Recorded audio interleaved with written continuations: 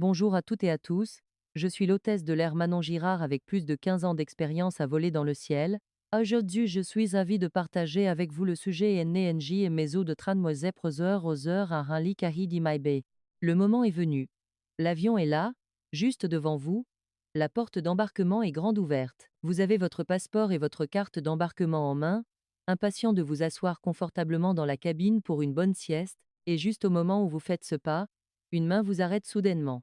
Le personnel au sol, d'un air impassible, pointe du doigt votre petit bagage à main que vous avez emporté pendant tant d'années, et dit froidement: Madame, votre valise semble trop grande. Veuillez la placer dans le gabarit métallique pour vérification. Vous vous dites sûrement: J'ai pris l'avion tant de fois avec cette valise, sans jamais avoir de problème. Pourquoi aujourd'hui ça ne va pas?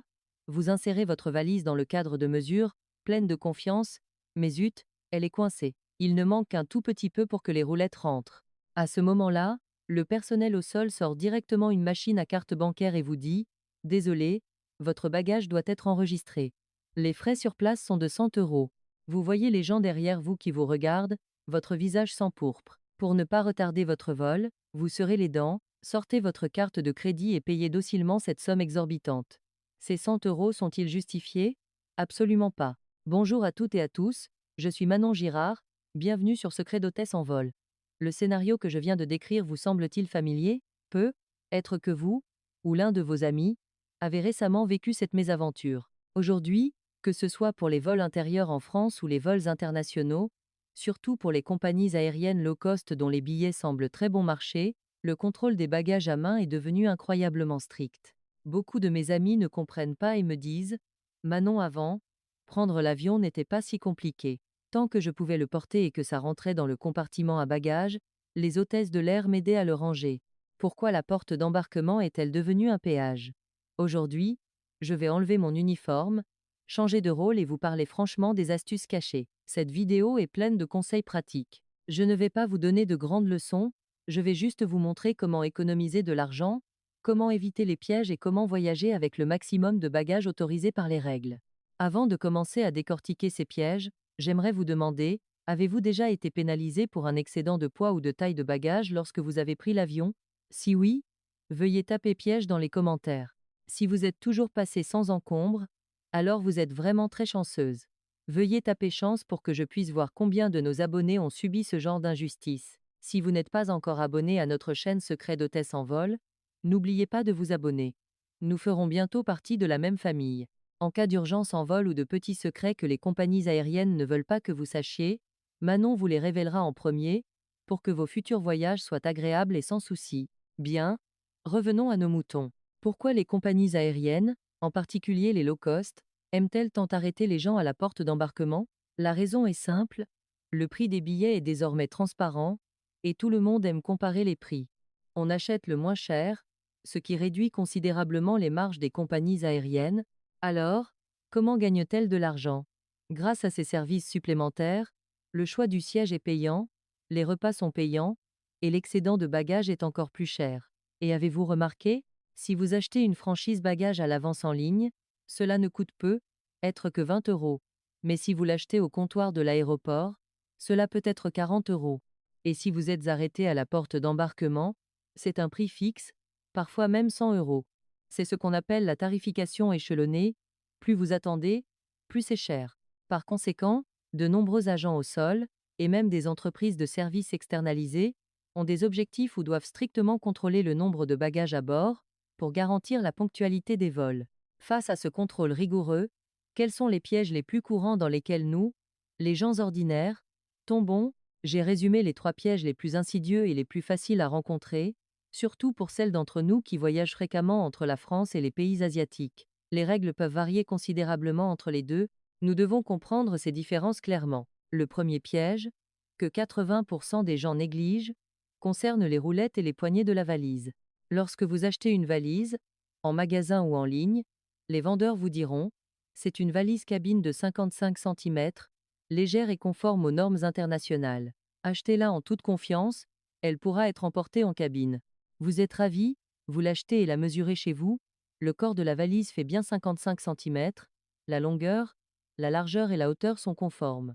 Mais ce que le vendeur ne vous dit pas, c'est que lorsque la compagnie aérienne mesure les dimensions, elle mesure la partie la plus saillante de la valise, c'est, à dire du bas des roulettes jusqu'au haut de la poignée. Pour faciliter la poussée, les roulettes des valises actuelles sont de plus en plus grandes, certaines ont même des fonctions d'amortissement, et les roulettes dépassent de plusieurs centimètres. La poignée, elle aussi, peut être conçue pour être particulièrement épaisse. Lorsque vous placez cette prétendue valise de 55 cm dans le gabarit métallique de la compagnie aérienne, le corps de la valise rentre, mais clac, les roulettes restent bloquées à l'extérieur, ou la poignée bute. C'est une situation très courante dans les compagnies aériennes low-cost en France, par exemple sur EasyJet ou Ryanair. Elle vérifie principalement les dimensions. Si la valise ne rentre pas dans le gabarit, même si elle ne dépasse que d'un centimètre, le personnel au sol ne se soucie pas de la taille du corps de la valise.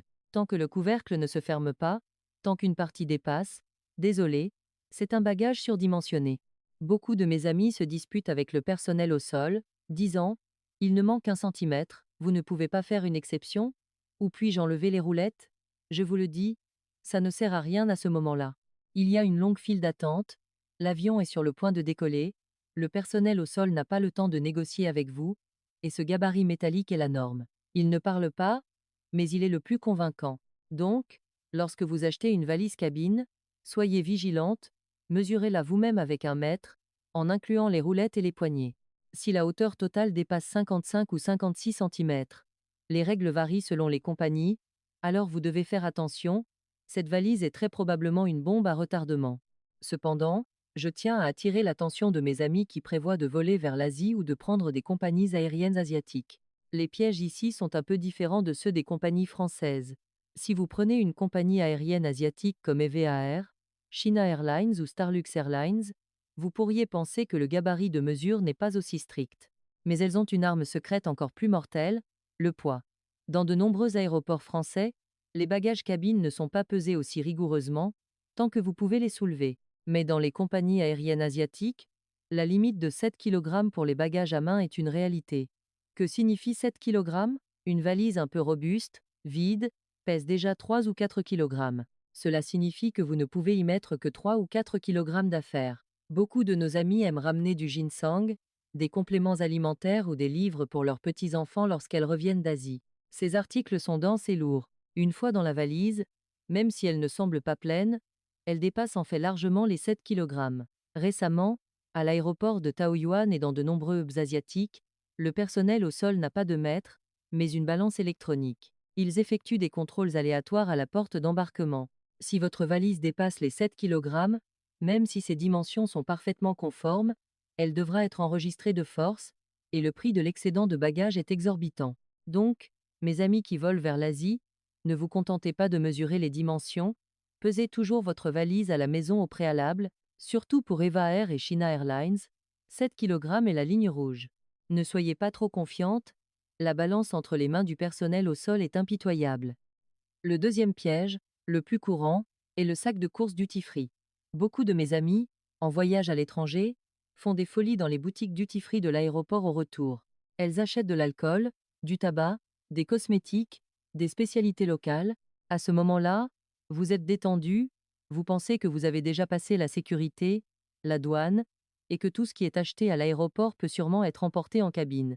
Vous tirez votre valise de la main gauche, votre sac à dos sur le dos, et tenez deux énormes sacs duty-free de la main droite, marchant fièrement vers la porte d'embarquement. Et là, vous êtes arrêté. Ici, je dois vous expliquer la situation. Si vous prenez un vol international long courrier, par exemple un vol direct de Paris à New York, les compagnies aériennes traditionnelles ferment généralement les yeux sur les sacs duty-free. Tant que ce n'est pas trop exagéré, vous pouvez généralement les emporter. Mais attention, si vous prenez un vol intérieur en France avec une correspondance, ou si vous prenez une compagnie aérienne low cost particulièrement stricte, ce sac duty-free peut être un gros problème.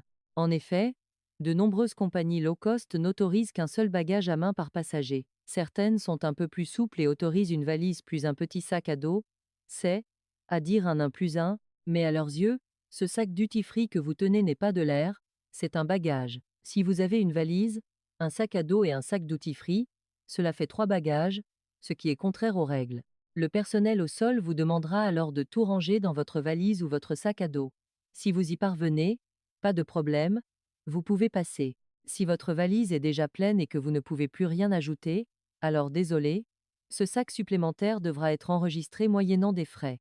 Vous pensez, vous avez acheté des cosmétiques fragiles ou des pâtisseries délicates, comment les tasser? Si vous les forcez, ils seront écrasés. À ce moment-là, vous êtes face à un dilemme, payer, ça fait mal au cœur, ne pas payer, vous ne pouvez pas emporter vos affaires. J'ai vu une fois une jeune femme pleurer à chaudes larmes à la porte d'embarquement. Elle avait acheté plusieurs boîtes de biscuits au chocolat très joliment emballés, sa valise était pleine, et le personnel au sol exigeait qu'elle paye 50 € de frais de bagage. Les biscuits ne coûtaient que 20 €. Finalement, la jeune femme, en colère, a déballé les paquets sur place et a distribué les biscuits aux passagers qui faisaient la queue. C'était vraiment déchirant à voir. Donc, surtout pour mes amis qui voyagent avec des correspondances en France, ne pensez jamais que tout est réglé une fois que vous avez passé la sécurité. Votre sac en main peut à tout moment devenir une raison pour que le personnel au sol vous impose une amende. Le troisième piège s'appelle les accessoires encombrants accrochés à la valise. Les jeunes d'aujourd'hui aiment la personnalisation, une jolie peluche accrochée à la valise, un oreiller de voyage en nu attaché à la poignée télescopique, ou une gourde suspendue à la sangle du sac à dos. En temps normal, ce n'est pas un problème, mais à la porte d'embarquement, où les contrôles sont stricts, ces objets peuvent vous valoir d'être arrêtés. Parce que le gabarit de mesure est rigide, inébranlable. Si votre oreiller de voyage en nu est accroché à l'extérieur, l'épaisseur de la valise augmente. Si votre gourde est accrochée à l'extérieur, la largeur augmente. Vous pourriez dire, je peux l'enlever et le mettre autour de mon cou? Non? Oui, vous pouvez, mais la première impression que vous donnez au personnel au sol est que vous avez beaucoup de bagages, qu'ils sont encombrants et désordonnés. C'est de la psychologie. Le personnel au sol voit des centaines, voire des milliers de passagers chaque jour. En un coup d'œil, ils savent quel bagage semble bien rangé et quel bagage semble sur le point de s'effondrer. Si vous vous présentez comme une personne qui fuit la guerre, avec des sacs et des paquets partout, le personnel au sol pensera instinctivement, cette personne est sûrement en surpoids, cette personne est sûrement en excès de taille, je dois la vérifier. Même si ce n'est pas le cas, être arrêté pour des mesures et un pesage prend du temps et gâche l'humeur. Et si, par malchance, vous dépassez d'1 kilo, n'est-ce pas se tirer une balle dans le pied? Après avoir parlé de ces 3 pièges, parlons de ce qu'il faut faire si vous rencontrez cette situation, ou comment la prévenir. Puisque je vous ai révélé les pièges, je dois aussi vous donner les outils pour les surmonter. J'ai résumé 3 solutions pratiques. Ce sont des astuces que nous, le personnel de cabine, utilisons nous-mêmes en privé. La première méthode s'appelle la méthode des couches d'oignon. Rappelez-vous une chose, ce que vous portez n'est pas considéré comme un bagage. Si vous constatez que votre valise est sur le point de dépasser le poids autorisé, ou qu'elle ne peut plus rien contenir, ne forcez surtout pas. Prenez les vêtements lourds de votre valise, comme les vestes en jean, les pulls à capuche, ou même les doudounes légères, et mettez-les sur vous. Vous pourriez dire, Manon, il ne fait pas chaud? Il fera chaud, c'est sûr, mais nous n'avons besoin de supporter cela que pendant les 15 minutes d'embarquement. Mettez les vêtements sur vous, et mettez des objets lourds dans vos poches. Ici, je veux souligner un point très important, une information de sécurité que nos amis plus âgés ont tendance à négliger, les batteries externes et les batteries au lithium. N'oubliez pas que les batteries externes et les batteries au lithium ne doivent absolument pas être enregistrées en soute. Elles doivent être transportées en cabine pour des raisons de sécurité aérienne, afin d'éviter les incendies dans la soute. Puisqu'elles doivent être emportées en cabine, et qu'elles sont denses et très lourdes, nous les sortons de la valise et les mettons dans la poche de notre veste. Cela présente 2 avantages. Premièrement, cela est conforme aux règles de sécurité des compagnies aériennes et n'attire pas l'attention de la sécurité. Deuxièmement, une fois ces objets retirés, votre valise cabine perdra instantanément 1 ou 2 kg. Si vous prenez une compagnie aérienne asiatique, 1 ou 2 kg pourraient faire la différence entre une amende ou non. De plus, les trousseaux de clés, les câbles de données, ces petits objets lourds, mettez-les tous dans vos poches. Une fois que vous avez passé la porte d'embarquement et que vous êtes dans la passerelle, personne ne vous surveille. Vous pouvez alors enlever vos vêtements et les tenir à la main, ou une fois dans la cabine, les ranger dans le compartiment à bagages. C'est parfaitement conforme, et personne ne pourra vous le reprocher. C'est ainsi que l'on utilise les règles pour éviter intelligemment les frais. La deuxième méthode s'appelle la méthode des poupées russes pour organiser vos affaires, notamment pour le problème des sacs duty-free. Il faut apprendre à ranger les sacs comme des poupées russes. Avant d'aller faire du shopping au duty-free, vérifiez s'il reste de la place dans votre sac à dos. Si votre sac à dos est plein, essayez de ne pas acheter d'emballage trop volumineux. Si vous devez absolument acheter, Avant d'aller à la porte d'embarquement, trouvez un coin tranquille ou les toilettes, défaites le grand sac duty-free, sortez les articles et rangez-les un par un dans les interstices de votre sac à dos ou dans les poches de votre veste. S'il n'y a vraiment plus de place, essayez de ne tenir qu'un seul sac à la main, et de préférence un sac souple et peu encombrant. Il y a aussi une astuce, préparer un grand sac de transport ultra léger et pliable. Normalement, il est réduit à la taille d'un poing, mais au moment critique, vous pouvez y jeter votre petit sac banane, votre gourde, votre oreiller de voyage et les collations que vous avez achetées. Ainsi, aux yeux du personnel au sol, vous n'avez qu'une valise et un sac de transport, ce qui est conforme à la règle 1+1. Une fois dans l'avion, vous pouvez ressortir vos affaires et les remettre à leur place. C'est ce qu'on appelle la tromperie visuelle, pour que vos bagages aient l'air propres, unifiés et non éparpillés. La troisième méthode s'appelle choisir la bonne valise pour voyager en toute sécurité. Puisque nous savons que les compagnies aériennes sont strictes, nous devons être intelligentes dans le choix de nos équipements. Si vous voyagez fréquemment sur des compagnies aériennes low cost en France, ou pour des voyages courts, je vous recommande sincèrement d'opter pour un grand sac à dos plutôt qu'une valise à roulettes. Pourquoi?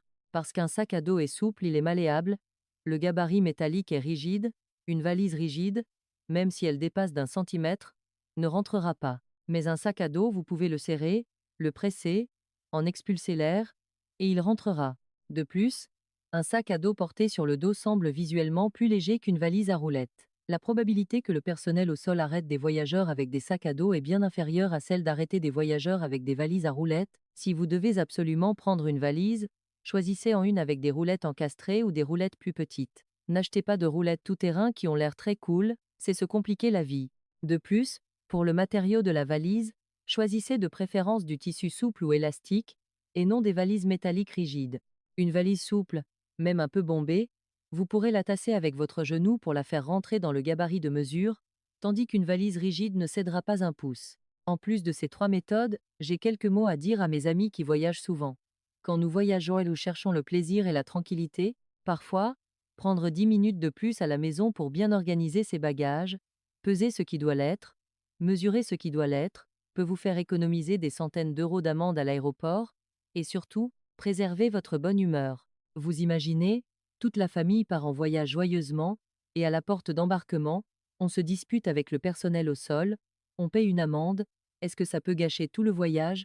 On reste en colère dans l'avion, on regrette ces quelques centaines d'euros à destination, la qualité du voyage n'en est-elle pas grandement réduite? De plus, si vous êtes vraiment arrêté, si vous dépassez vraiment les limites, je vous conseille d'être poli. Ne vous fâchez pas avec le personnel au sol, ne faites pas de scandale. Ce sont aussi des employés, qui suivent les règles. Si vous vous disputez, pour maintenir l'ordre, ils seront encore plus intransigeants. Vous pouvez essayer de négocier avec eux, en disant: puis-je mettre cette veste sur moi? Ou puis-je jeter cet objet? Tant que votre attitude est sincère et vos actions rapides, souvent le personnel au sol fermera les yeux et vous laissera passer. Après tout, personne ne veut délibérément embêter personne, tout le monde veut attraper son avion.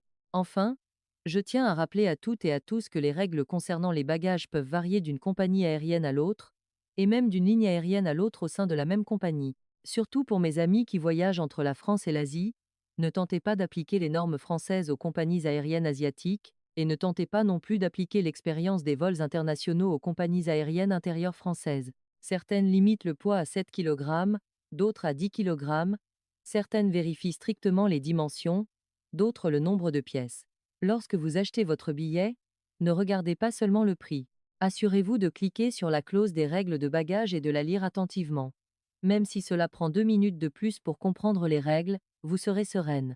Nous ne voulons pas profiter des autres, mais nous ne voulons pas non plus subir une injustice par manque de connaissance des règles. Si vous trouvez que les conseils que j'ai partagés aujourd'hui vous sont utiles, n'oubliez pas de liker et de partager cette vidéo avec vos proches et amis, surtout ceux qui prévoient de voyager en avion. Un partage de votre part pourrait leur faire économiser le prix d'un bon repas et leur éviter une situation embarrassante inutile. Suivez Secret d'hôtesse en vol pour entendre d'autres histoires inconnues derrière les coulisses du vol. Rendez-vous dans la prochaine vidéo. Je vous souhaite un vol agréable et en toute sécurité, à chaque décollage, avec des bagages légers et une humeur joyeuse. Au revoir.